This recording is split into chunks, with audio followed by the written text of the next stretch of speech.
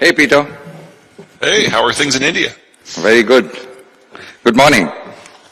Good evening to you. So, Peter is, just to introduce to those people here in the audience, Peter has the distinction of now being on our conclave for the third time in a row, straight row. I mean, we usually we call our international speakers, and we have a lot of people to present to India, and therefore we sometimes take a break here and there. But Peter, we just could not take a break because something special about Peter is that this man, whatever he said in the first interaction came true. So we called him for the second one, and then he spoke on the second interaction, and all that came true. So, the entire estimates that he made for the world economy, the way things were going, etc. Other than, of course, this Putin situation, Ukraine situation, he was bang on target on all his predictions, projections, whatever you want to call it.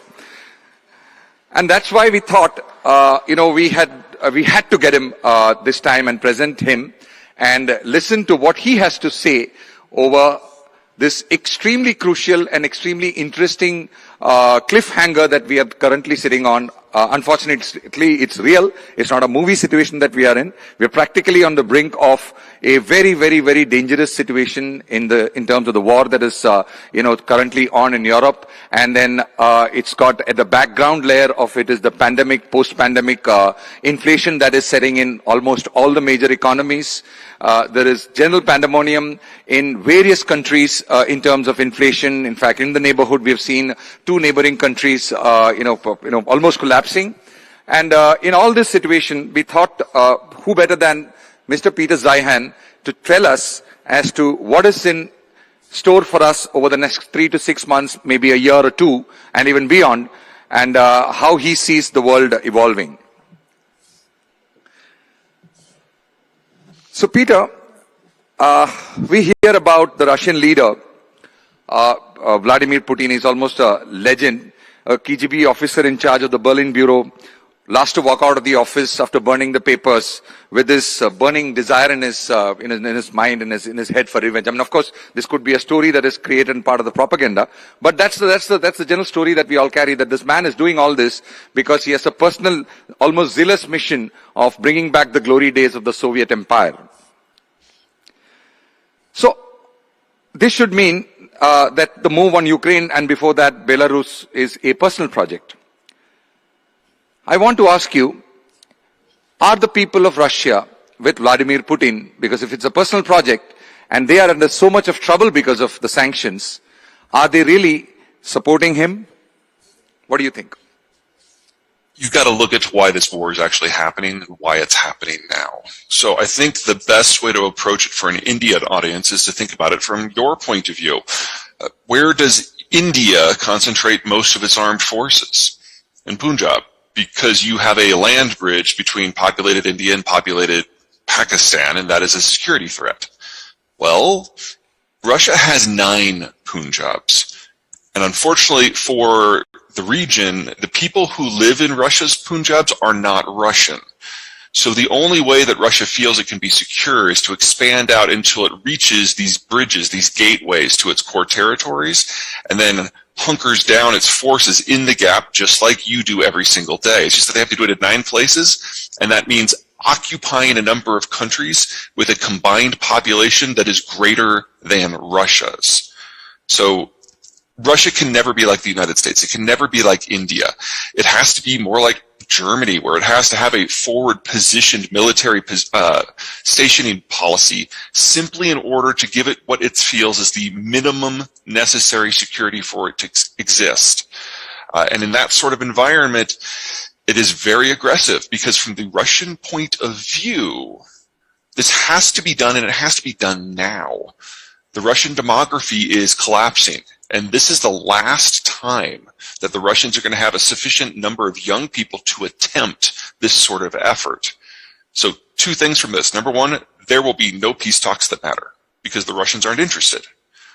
And second, Ukraine is not the end of the story. The Russians are going to push past Ukraine into a number of other countries to their west, which is going to generate a conflict with NATO at some point. And we can talk about what that's going to look like. We can talk about what the NATO countries are doing to try to stop it.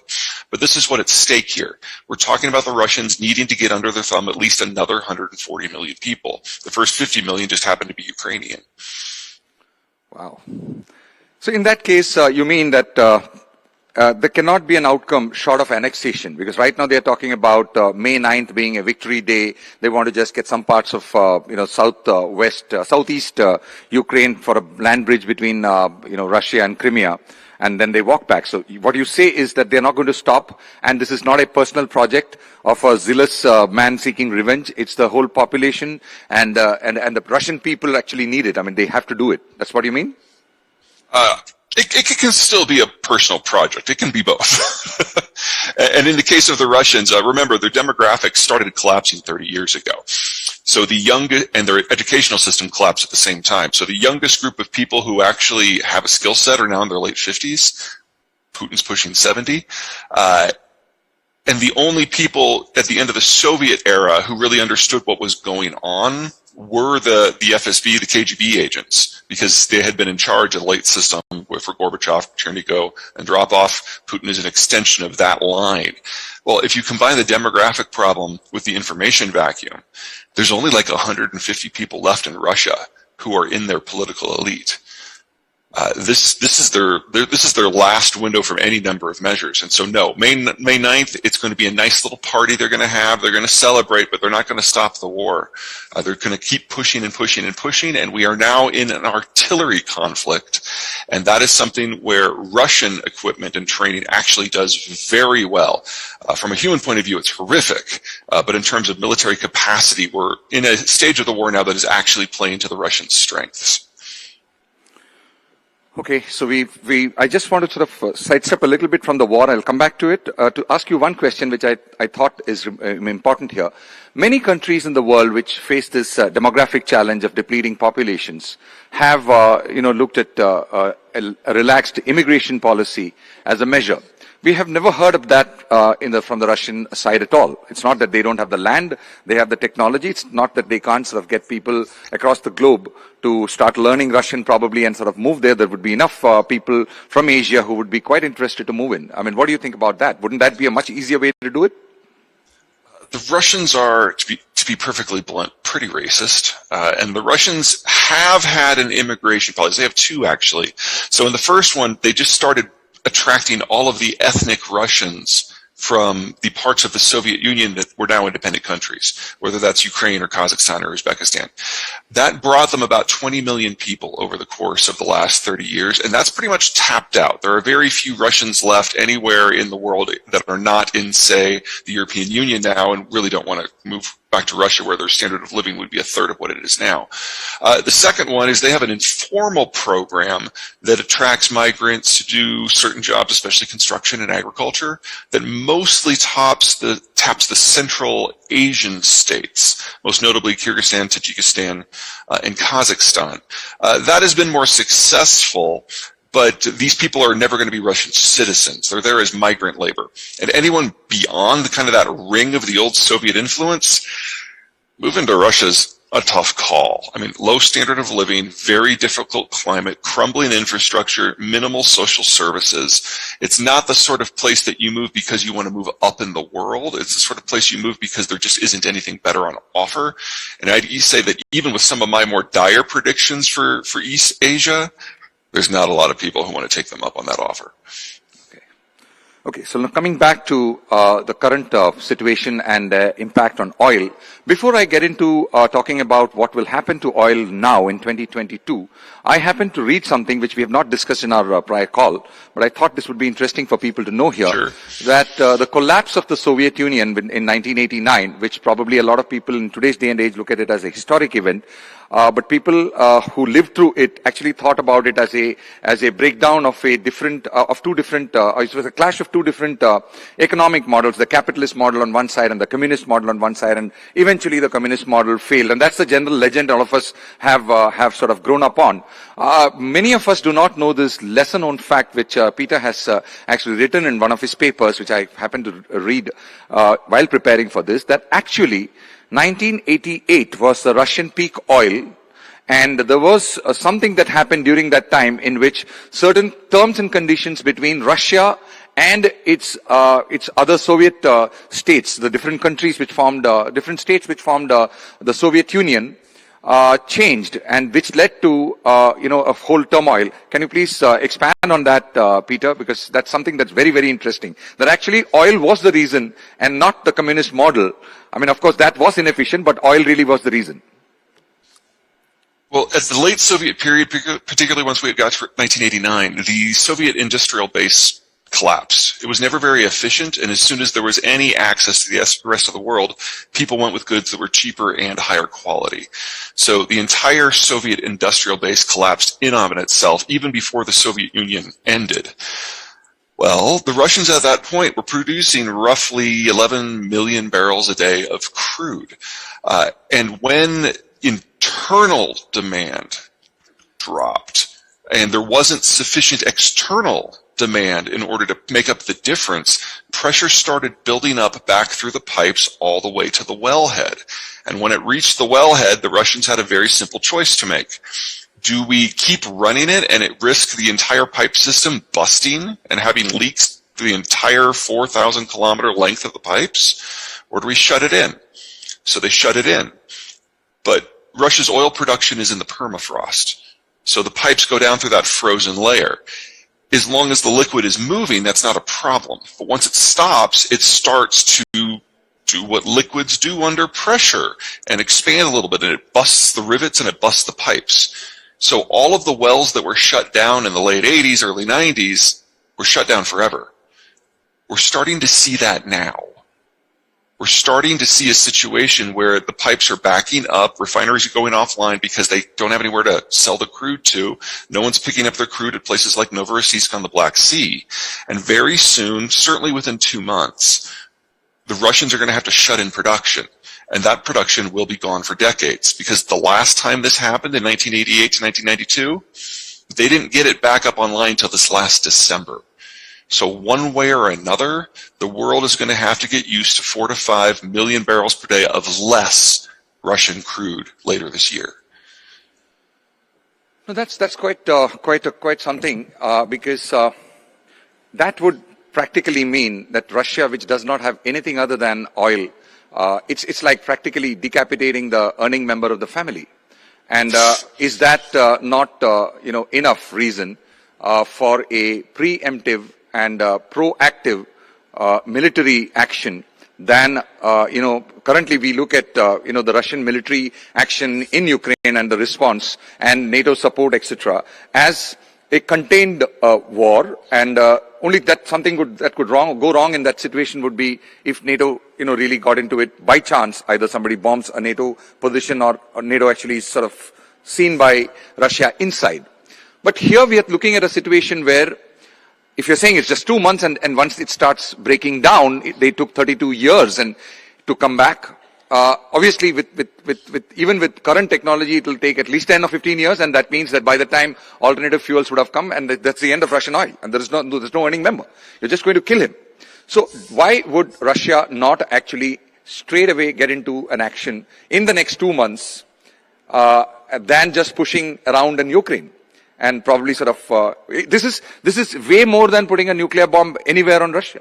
I mean, actually, if you hit with a limited strike on Moscow, would be less damaging than the infrastructure of their earning, the gas and oil infrastructure going down. Don't you think? I mean, the Russian income is absolutely going to tank, but I would argue that we were already there. One of the features of the new sanctions programs is that the Russians have a hard time spending whatever hard currency they earn. They can't do it through normal means. They have to get physical cash and transfer it. And doing that for imports that come in the numbers of, billions of dollars a month, that's difficult. So the Russians are already facing that cash crunch, even with oil still coming out. I'm far more concerned about the broader international implications for us having the largest oil interruption ever. But remember, the Russians see this as an existential crisis. This war had to happen, and NATO had to resist it. So I don't want to say anything like it's going according to plan, because that's not what I'm after here. But this is something that has been inevitable for a long time. And now it's imminent, and now we're here. And for the Russians, it's not about money.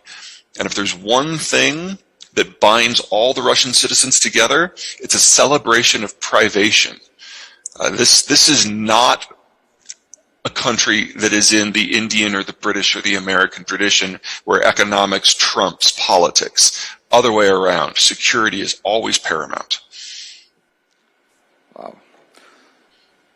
So, just to sum up whatever we discussed just now, we are looking at these sanctions, and the current actions that have been taken have already pushed Russia and the Russian situation into probably destruction of that oil source and therefore income source. So what Russia does after that in Europe with reference to military actions, even more than what they are doing, is a current problem. But besides that, you're going to be taking out Russian oil from the current global supply forever, which would be about 4 to 5 million barrels a day. And that would be how much? That would be the immediate impact. The Russians, they've expanded a lot of output to new fields since 1990. Most of that work was done by either BP or the Western oil services firms. They're all gone now. So you should expect the remaining Russian output to steadily decline over the course of the next couple of years anyway. So, for example, the Sakhalin projects that the Chinese are really interested in, they're the most advanced projects in the world to produce oil and natural gas for a pipe and natural gas for LNG. They're all going to get shut down this year, not because of backed up pipes, but because the people who know how to operate them are leaving. So 4 to 5 million barrels a day going west to Europe goes offline in a couple months. Another 2 or 3 million barrels a day from eastern Siberia, most of which goes to China, goes off this year or next year. And there is, of course, oil in Iran and Venezuela, and they are also under sanctions. But let us expect that the U.S. probably would sort of be a little more flexible there, and that oil could come into the market. And of course, U.S. also has oil. So, what do you think? Won't all that come in and fill in for the gap for that deficit? Well, let's go through the candidates. Canada needs a new pipeline, minimum 2 years, if it's going to meaningfully increase output. Oil sands are not like drilling a normal well. You actually have to mine it. That's a lot of infrastructure. So Canada, really, you're talking a 3 to 5 year solution to get another 1 million barrels a day out of Canada.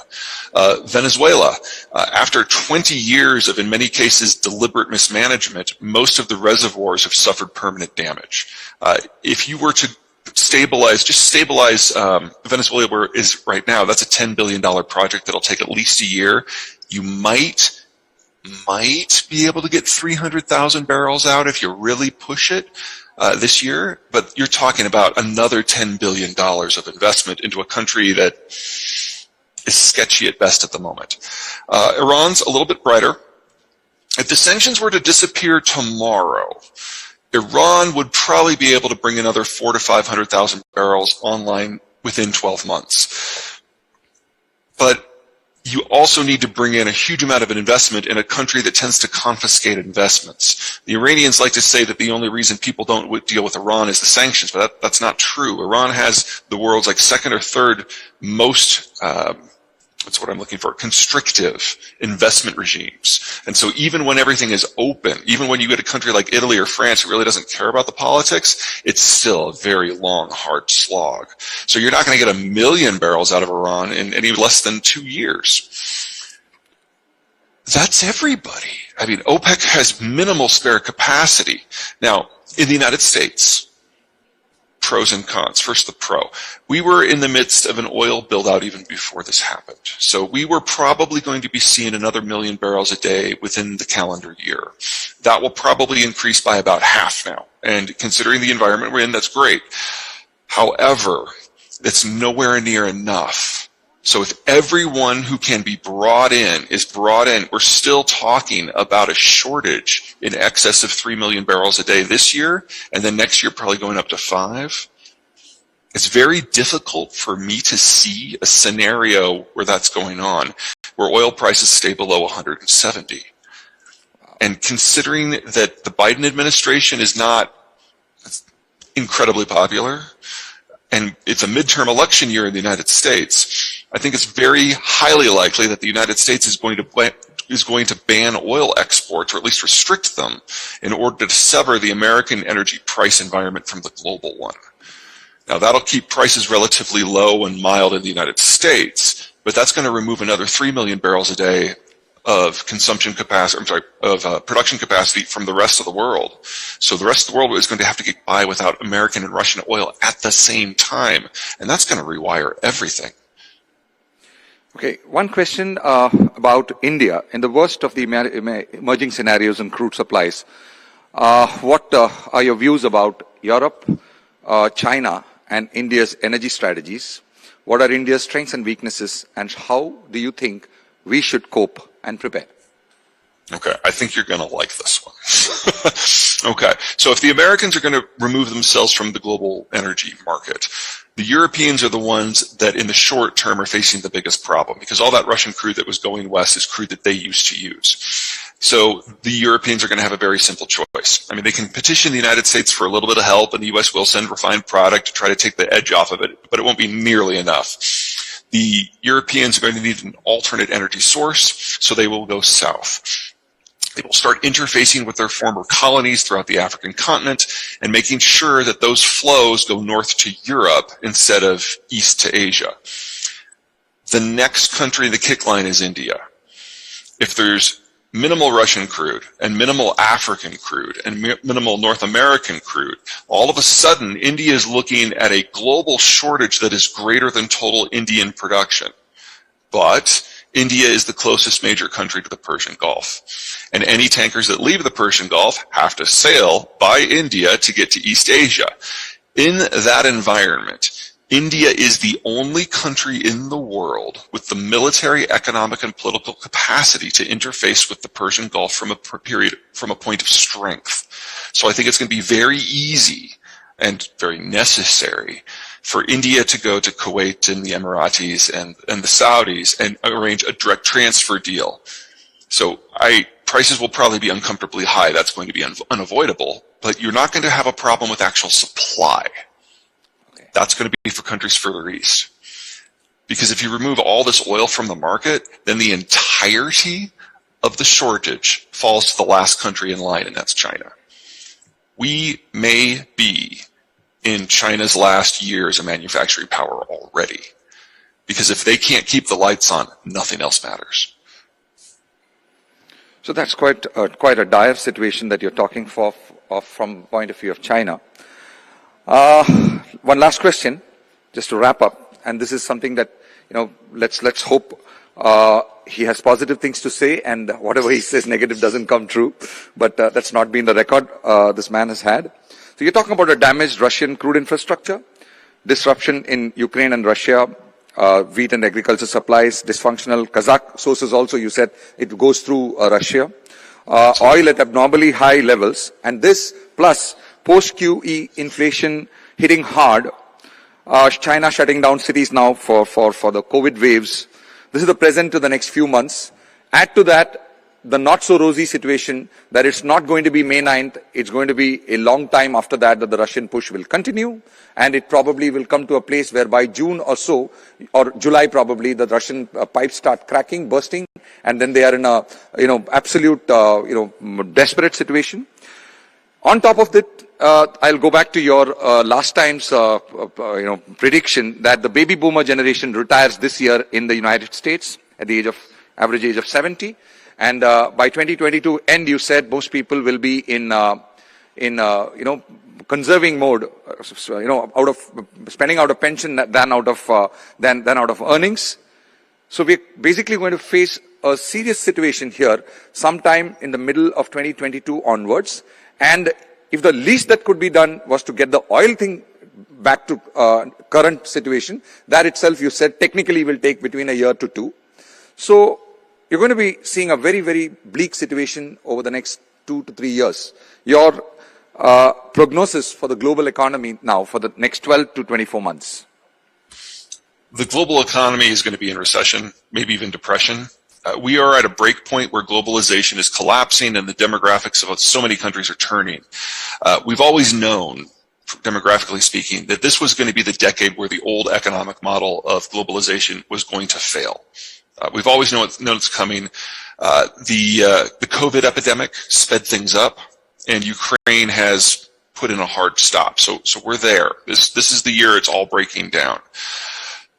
Something to keep in mind.